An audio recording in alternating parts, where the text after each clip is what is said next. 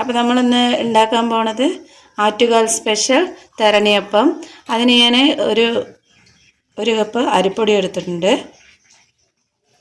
തേങ്ങ,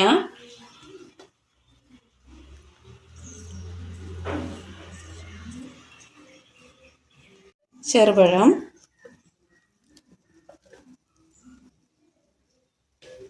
പിന്നെ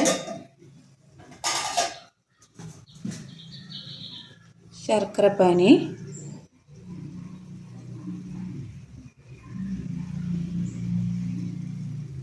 ഇതിൽ ഞാൻ കുറച്ച് ഏലക്കപ്പൊടി ഇട്ടിട്ടുണ്ട്. അത് നെയ്യും അതിൽ തന്നെ ചേർത്തിട്ടുണ്ട്. ഇനി ഇത് നന്നായി ഒന്ന് കുഴച്ചെടുക്കാം.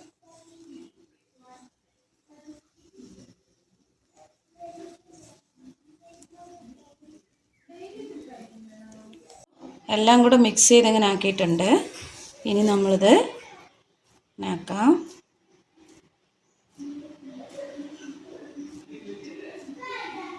ഇങ്ങനെ വയ്ക്കുക. വെച്ചിട്ട് ഇത് മടക്കുക.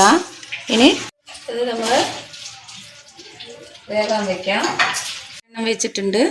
ഇത് ഞാൻ അടച്ച് വെച്ച് ആവിയിൽ വെച്ച് വേവിച്ചെടുക്കാം. അപ്പോൾ